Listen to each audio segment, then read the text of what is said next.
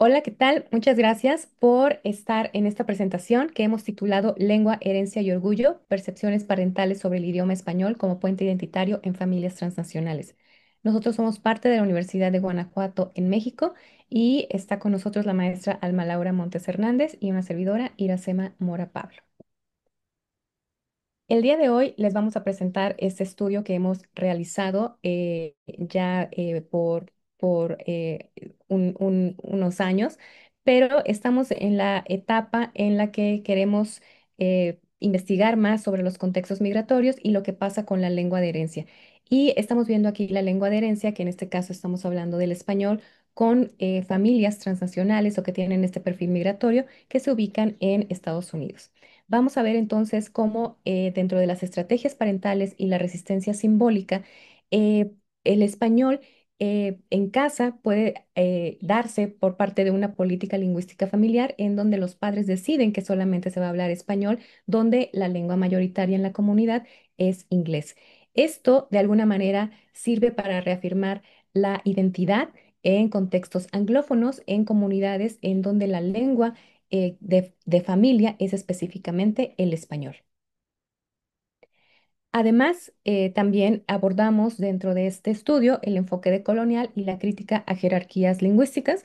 Esto tiene que ver más con la visibilización de voces silenciadas en discursos educativos y políticos, con el ambiente que tenemos actualmente en estas dos naciones, pues constantemente nos cuestionamos sobre los discursos dominantes sobre la pérdida lingüística. Y esto tiene que ver con las ideas de Bejarano que nos proponen ver las fronteras como espacios de posibilidad y no de pérdida, más allá de verlos como un área geográfica solamente.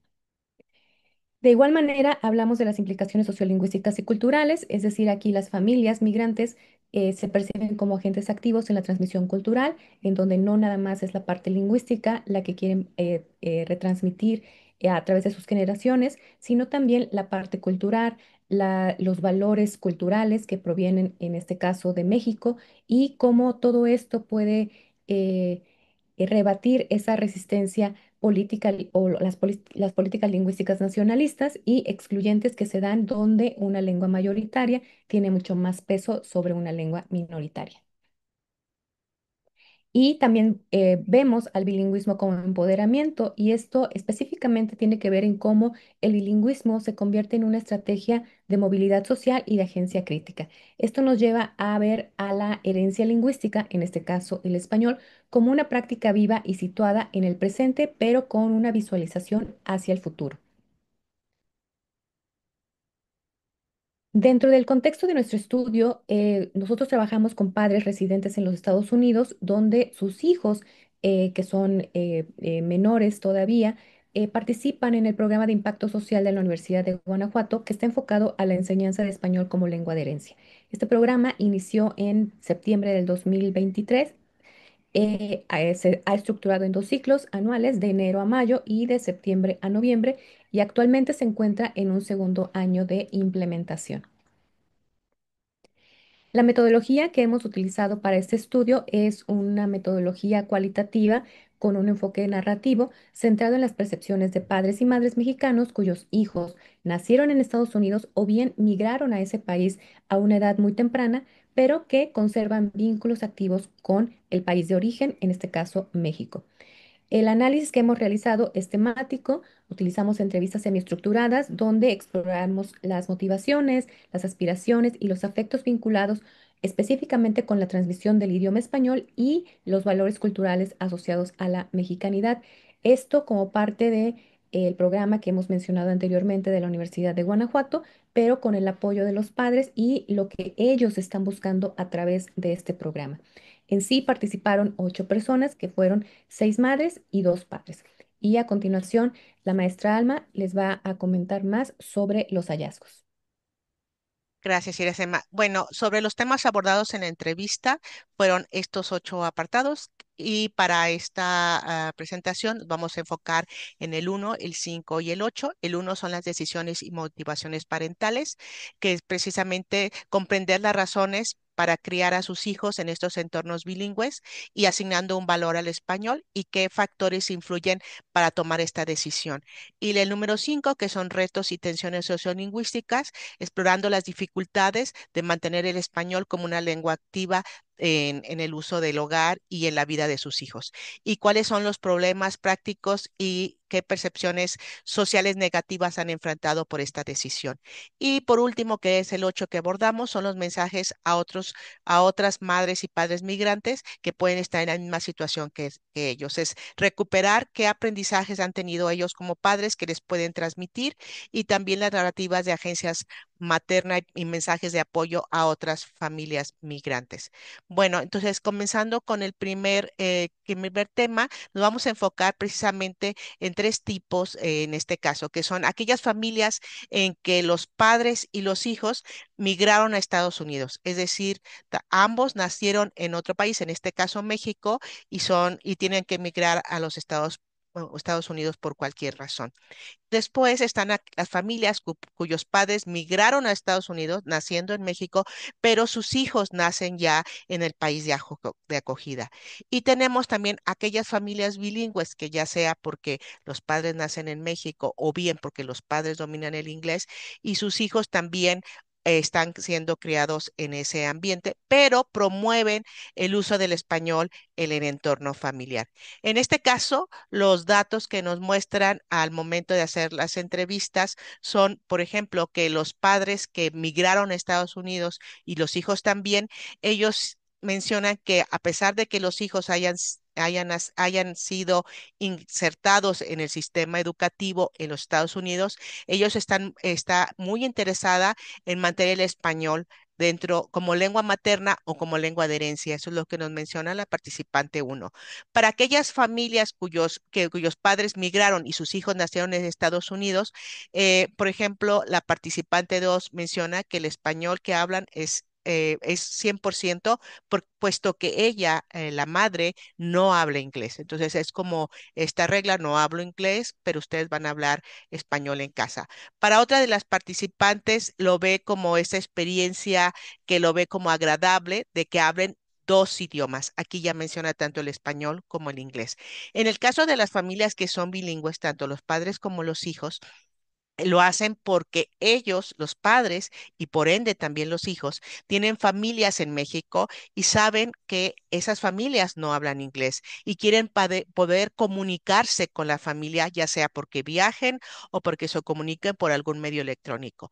Y bueno, entienden que sus hijos, aunque hayan nacido en Estados Unidos, dije, mi hijo tuviera esa parte importante de hablar español, ¿no? Además de comunicarse. Sobre los retos y tensiones lingüísticas que han experimentado, por ejemplo, los dividimos en tres subtemas, que es la experiencia de discriminación o conflicto por hablar español en espacios públicos. Sabemos que lo hablan dentro de casa, pero ¿qué pasa cuando lo hablan fuera? Y también la preparación de los hijos ante estas posibles situaciones de tensión lingüística, cómo preparar a sus hijos y el empoderamiento y afirmación identitaria a través del español. Sobre las experiencias de discriminación, una de las participantes nos comenta que en algún momento cuando ellos tuvieron que ir a una tienda, pues ella habla en español con la hija y nos menciona que la gente americana se les quedaba viendo muy mal como diciendo, ¿por qué hablan español en Estados Unidos? Entendiendo que la lengua dominante es el inglés. ¿Cómo los preparan a los hijos ante estas situaciones? Que era el siguiente subtema.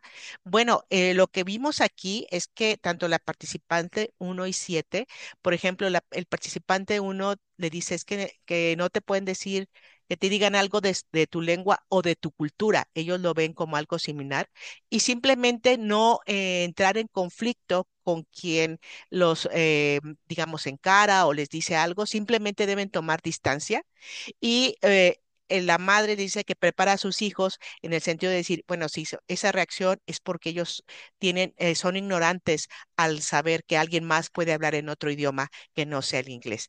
Y bueno, el participante 7 es muy consciente de decirle a los hijos, tú puedes comunicarte en dos idiomas, si los demás no pueden, no es problema, pero tú sí puedes hacerlo.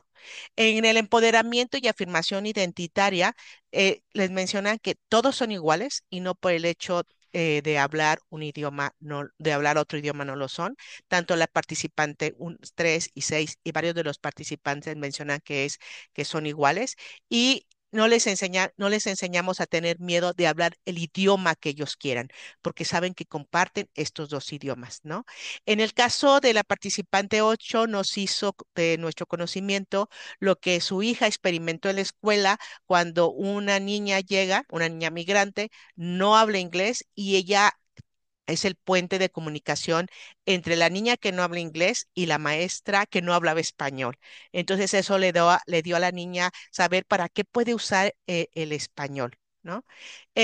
Tenemos los mensajes que van a transmitir a los padres. Lo dividimos, lo notamos en cuatro subtemas. Es primero, ¿a qué edad comenzar a hablar, a enseñarles el aprendizaje del español? La lengua como identidad y reforzamiento de la autoestima. La lengua como la conexión familiar y la influencia del inglés, ¿no? Porque están en Estados Unidos. Sobre la edad para comenzar, la mayoría de los participantes coinciden con lo mencionado con el participante 5. Es desde pequeños y a edades tempranas, porque cuando son más grandes, pues se les va a complicar, sobre todo porque entienden que empieza la escolaridad en inglés. La lengua como identidad y reforzamiento, bueno, que ellos sí aprenden en inglés, pero que sigan aprendiendo español porque no deben, que no se pierda su lenguaje, porque para ello, sobre todo la participante 4 menciona es de dónde venimos, ¿no? De dónde venimos, no, ya sea que los hijos hayan o no nacido en Estados Unidos, ella lo ve de dónde venimos, también los padres, ¿no? La participante 6 que hable la lengua que se les ocurre en ese momento y que sigan hacia adelante, normalmente mencionando que todos valen igual y considerando para la participante 7 que el español es un plus, es algo que suma y no que resta. Y la lengua como conexión familiar, porque bueno, es un sonido que nos hace comunicarnos con nuestros hijos, en el caso sobre todo de aquellos padres que no hablan el inglés. Y la influencia del inglés, pues entienden que el inglés se habla fuera de casa, pero en casa se habla el español. Dentro de nuestras conclusiones, bueno, primero tenemos lo que se enfoca a lengua e identidad. Y aquí, bueno, en las voces de las madres y los padres entrevistados, el español se presenta como un eje estructurante de la identidad familiar y cultural. Sobre la intervención activa de madres y padres, encontramos que, bueno, la familia articula estrategias concretas para preservar la lengua de herencia y es aquí donde la familia se convierte en un microespacio de reexistencia y negociación cultural constante, lo cual los convierte en agentes activos. Sobre el bilingüismo como resistencia, este está enfocado con lo que mencionamos anteriormente sobre las fronteras como espacios donde el español no desaparece, sino que se reconfigura, se adapta y se renueva. Y finalmente los desafíos y el empoderamiento, los entrevistados, los padres entrevistados, entienden el bilingüismo no como una carga o una desventaja, sino como una forma de empoderamiento para sus hijos. Hablar el español representa una ventaja tanto en el plano laboral a futuro, pero también con el desarrollo de una identidad bicultural sólida. Y lejos de concebirse como entre dos mundos, esos jóvenes son visualizados como actores capaces de habilitar y de habitar múltiples realidades con una agencia crítica. Aquí están nuestras referencias. Muchas gracias por habernos escuchado. Aquí están nuestros correos de contacto. Muchas gracias.